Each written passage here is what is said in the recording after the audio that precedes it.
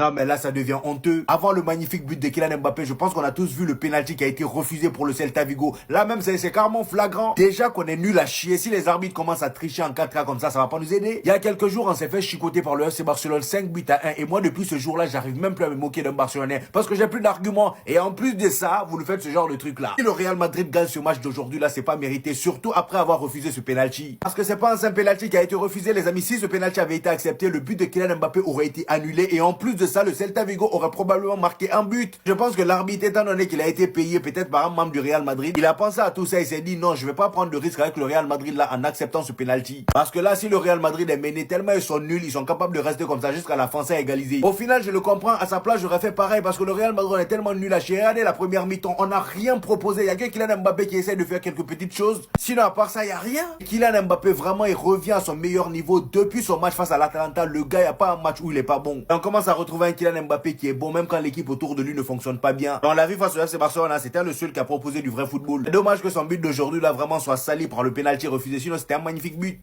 Mais vous croyez on rigolait? Il a déjà vécu ces moments, il vient du passé.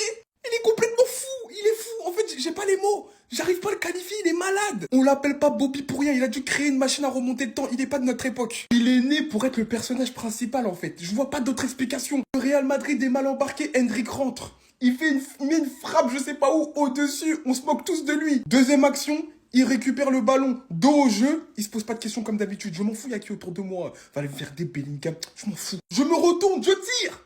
J'allume. J'allume le gardien.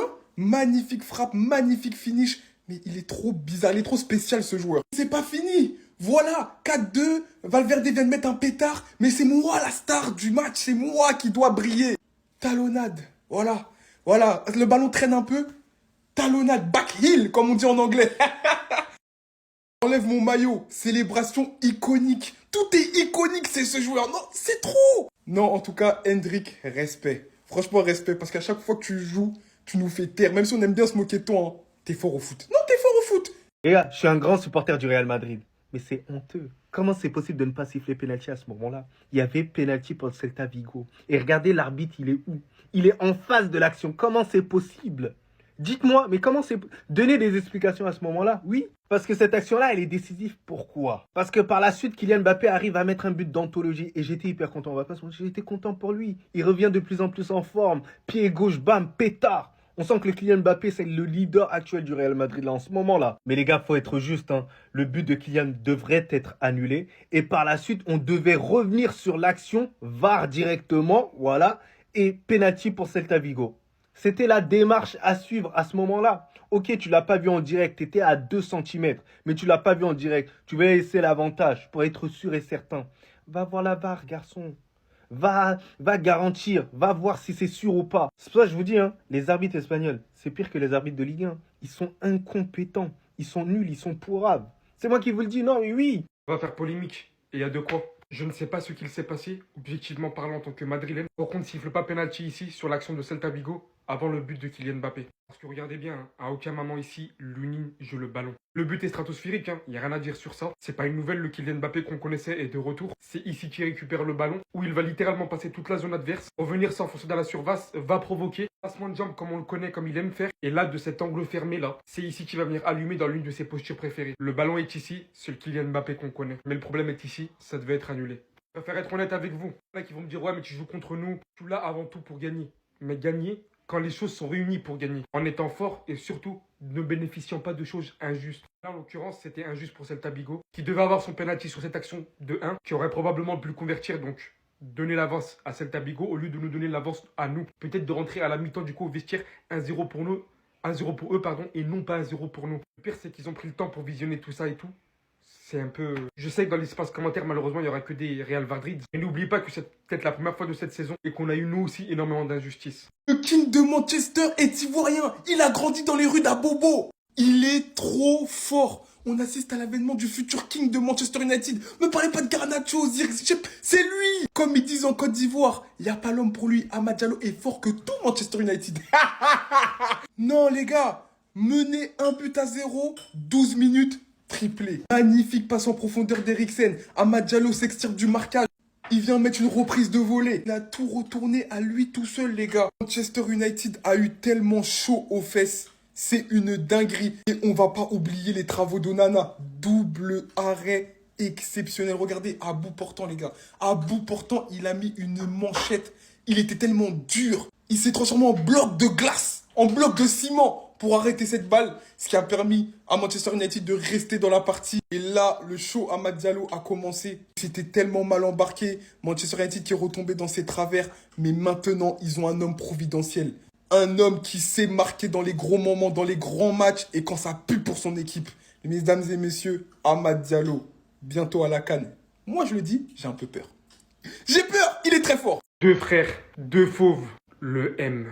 Chez les voisins, on m'a dit qu'il y avait que eux qui avaient des jeunes qui savent jouer. Aujourd'hui, c'est pas ce que je vois. Double passeur, dont une fois sur corner. Et une fois où il vient lui réaliser une passe laser d'ici jusqu'à là.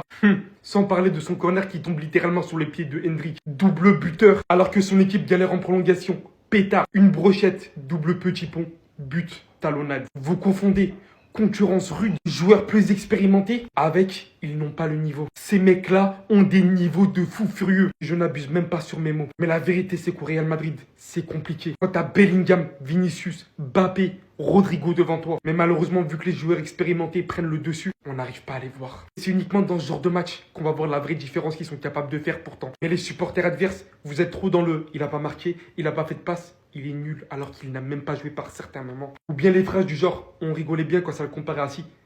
On les voit pas jouer. Ils sont trop forts. C'est un fait réel. C'est juste une question de temps.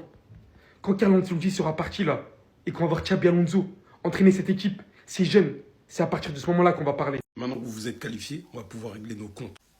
Rendez-vous tirage au sort. Lundi. La vérité, c'est qu'on vous a ouvert le fiac et que vous êtes encore traumatisés. Et ça, c'est vu. Vous leur avez laissé des boulevards. Vous enchaîniez pas 3 passes. Et à un moment, ils ont même la possession. Victoire 5-2 en prolongation du Real Madrid. Avec Mbappé des grands soirs qui marquera le premier but. Et mon Dieu, qu'est-ce qu'il fait peur. Sur un fait de jeu qu'on connaît tous désormais. Mais bon, Noes Football, Noes La Liga. Et c'est le Real Madrid. Vinicius marquera le deuxième but, 2-0. Ancelotti a cru bon de sortir ses joueurs en pensant que le match était plié. Ah bon? Et vous venez me casser les couilles en mode ouais, non mais Eli, t'as trop parlé. Vous êtes fiers là de comment vous êtes qualifiés? Vous qui nous présentiez ces joueurs-là, le Quatuor, comme la meilleure équipe du monde qui allait tout rafler, mieux que le Barça 2009-2011. C'est vrai, pas de problème. Mais on va vous taper quoi qu'il arrive. Mais bon, il y a eu une semi-justice de Dieu. Pourquoi? Demi-justice, pourquoi? Parce que le Celta, on n'oublie pas que vous étiez contre nous aussi pour l'affaire Negreira. Donc on attend l'épreuve. Voilà, c'est pour ça que je gueule pas trop sur l'arbitrage, parce que vous méritiez. Allez, voilà. En partie décevante.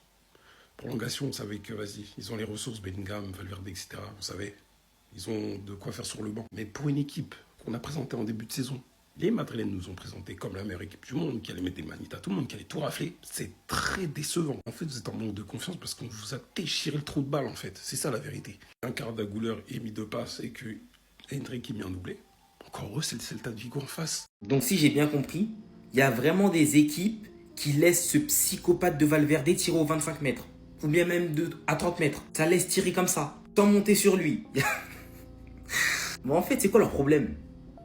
C'est quoi? Vous faites pas d'études de match? Vous regardez pas les anciens matchs du Real Madrid? Vous faites pas d'analyse sur ce type?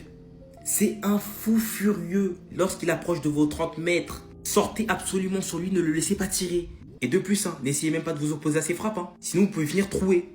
Oui, vous pouvez venir trouer. Le frérot vaut mieux même qu'il tire dans ta surface. Vaut mieux même qu'il tire à 1 mètre de la cage. Il a plus de chances de rater qu'aux 25 mètres. Encore une fois, il vient envoyer un banger. On n'a pas vu ça depuis Raja Nainggolan. Moi, je le répète. J'avais pas vu un mec qui frappait aussi bien de loin. Et c'est clairement un code triche. Lui et Hendrick, je sais pas, ils ont été alimentés à quoi. Je sais pas si dans leur petit déjeuner ou bien dans leur maté, ils rajoutent de la poudre à canon. Mais en tout cas, à chaque fois qu'ils frappent, c'est de la dynamite. C'est de la bombe. Comment les gardiens sont censés arrêter ces frappes-là? Moi, j'ai envie de vous dire, heureusement que Hendrick, son premier tir là sur le centre de Valverde, il tire dans le ciel.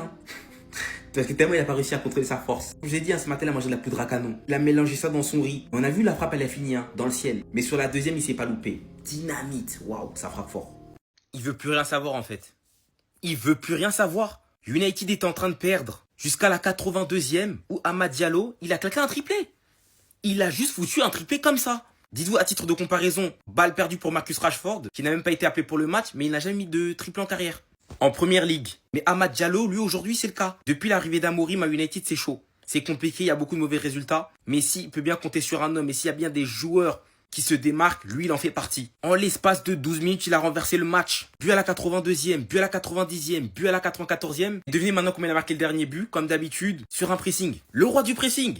Lui, c'est le roi du pressing. Ce mec-là, c'est un harceleur. Si t'as un défenseur et tu fais un mauvais contrôle dans la surface ou dans ta partie de terrain, t'es mort. Surtout s'il y a Amad Diallo qui te guette. Le défenseur, on lui fait la passe, il rate son contrôle, Amad Diallo vient au pressing et il va tirer dans la cage vide. Et franchement, cette saison, alors que United y peine beaucoup, qu'est-ce qu'il aura été utile et intéressant. Face à Liverpool, il a marqué. Face à City, il a marqué. Face à Everton, il a marqué. Franchement, c'est l'homme d'Amorim.